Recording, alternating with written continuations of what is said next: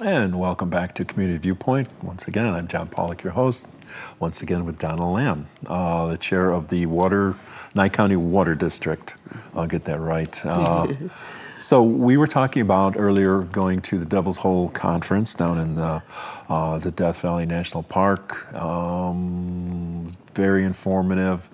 Little cutback this year because of grant money, but we found out that the pupfish are doing better. They were down in the 40s, I believe 35. 35. Everybody was sweating, believe me. And through the good care of the people that oversee them, they were up to 91 of those little buggers this year. And I believe they said the fall is usually the larger one. Yes, I think so. Right, so spring is a smaller count. Hopefully in the fall they'll have well over 100 again. That would be nice. Yeah, so things are looking up for those little buggers. Yeah. But it was pretty close. It was touch and go for a while. Touch and go, yeah. I was going to say catch and release. Catch and release. Yeah, no. No, I ain't going there. No pupfish dinners. So it's very informative. What do we want to talk about next? The Amargosa? We could talk about the Opera House on the way back. Oh, let's break this up. On the way back, Marta Beckett, who does not perform anymore, we wanted to see her, but we didn't get to see her on the way back. We went into the Amargosa Opera House compound there, and the place was jumping, Yeah. And this is on a Thursday. We had the Tonopah Tidewater Railroad Club.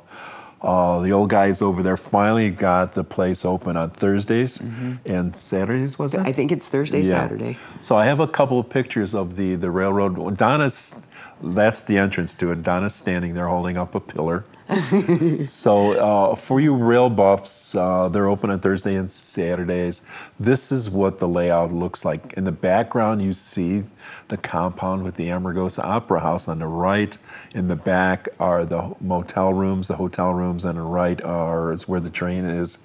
And there the cafe is in the bottom left-hand corner. So that's a close-up of it. The guys, they're just enjoying that, making those models. But it took them, I believe, over a year to do that. Yeah, I think so. So that was very exciting. And next door to that, I don't think I have a picture of that, there's a lady that has a little art studio. Gift shop, yeah. Gift shop. So that was open. The cafe April is 1st, open. Yeah. Yes. The cafe is open. Yeah, there were quite a few people there. So things are looking up. Not that you're going to go see Marta when she's there, but they have other things that are going on there. Yeah. Other artists, I know people from Cirque du Soleil go there from time to time, give benefits, and you have other artists. I can't think of his name. He plays the piano. And there's other things. Other entertainment there. Yes, and Marta is doing very well, too, they said. So yes, that's good news. Yes, so she's healthy, extremely frail. But then that happens to when you get over 80, that happens. Yes. Yeah. But she's doing very well if you're looking in on her best interest. The website is up there, Amargosa Opera House. You can find that on your own too, so you could see what's going on. And when they do have something, it's in the briefs or it's in the newspaper also. Yeah. So that's good. We ought to maybe mention that there's a blues festival this weekend too. Or not blues, I'm sorry, it's bluegrass. Bluegrass. This is going to be on Saturday. Oh, those guys will still be there on Saturday and Sunday. Saturday and Sunday, I think. Dan Schinhofen was here. He'll be playing there. The Wild West Extravaganza. Paul Elefante was here last week. And then Dan, and the rest of the boys. And go see that. It's cool. A lot of entertainment this weekend. So back to what we were doing. Yeah.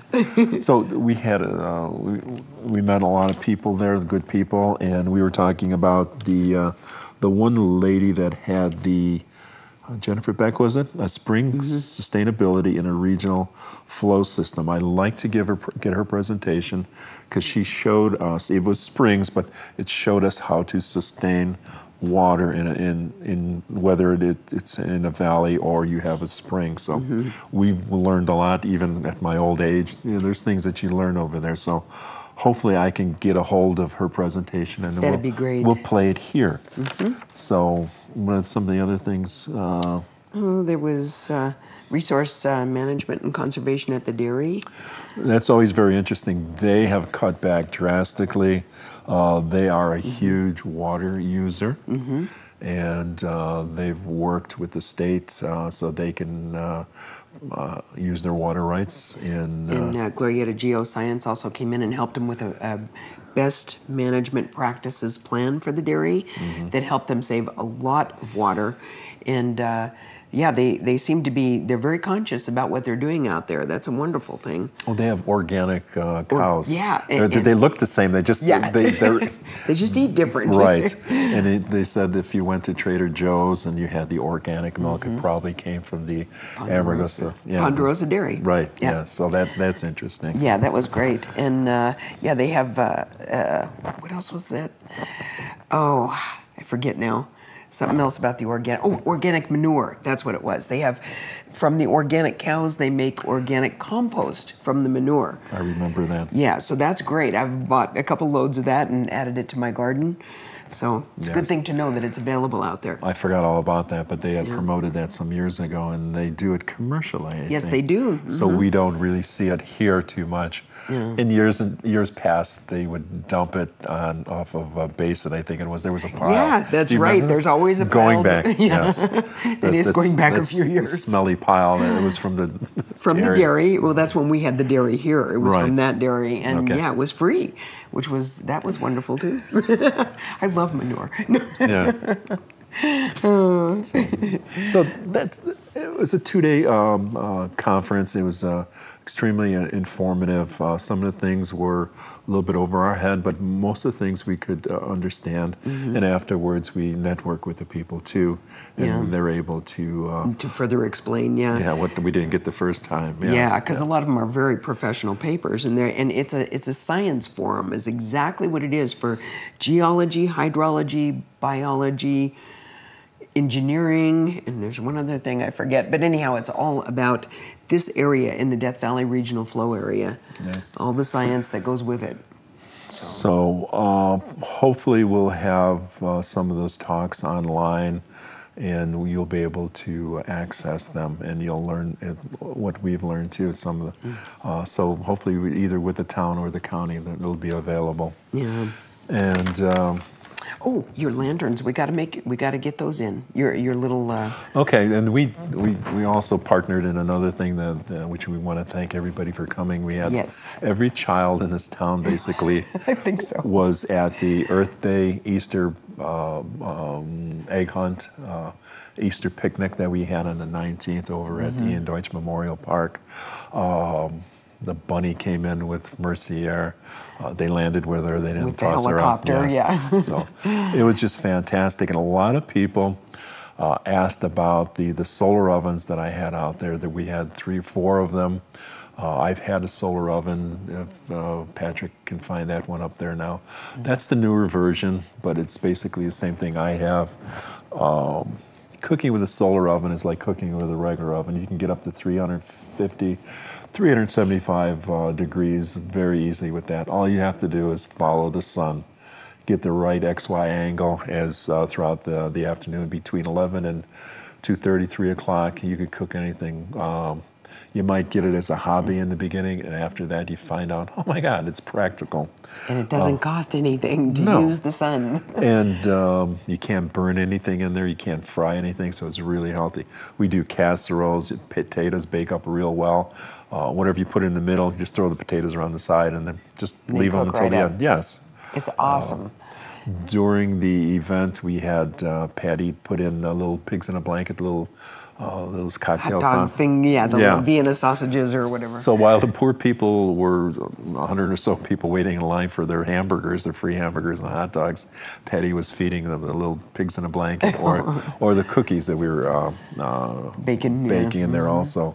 So we'd like to thank in the paper. I know, when I forgot the Desert View Hospital. I don't think I mentioned all the water that we got from them, the water bottles. And I have to apologize to the patients if you didn't get water. That was because of us. No, they had water. But they gave us their entire supply of the bottles Bottled that they water, give away. yeah. So we appreciate that very much from that. And then CCA donated all the food. Yes, I think we got them in the newspapers though, so I just didn't want to miss anybody. Oh yeah, So, yeah, okay. So everyone, I think, my God, has been thanked. Another thing we had at the event, we want to put the bio oven up there too. Where is that? This thing is so darn cute.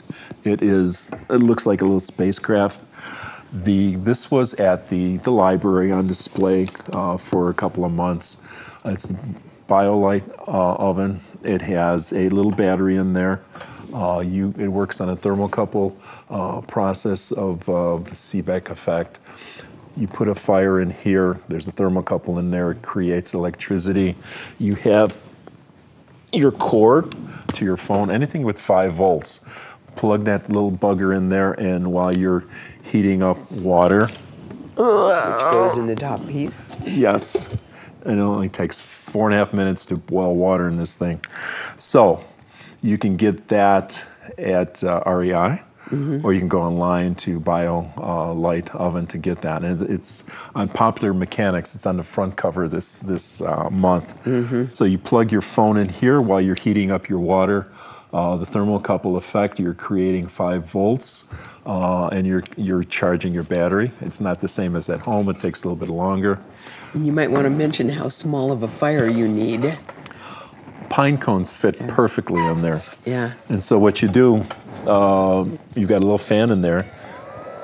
So give yourself a Forced air. forced air. It's a fuel-air ratio, just like I'm from the steel industry, and we had this perfect fuel-air ratio for gas, for oil, for coal, or whatever.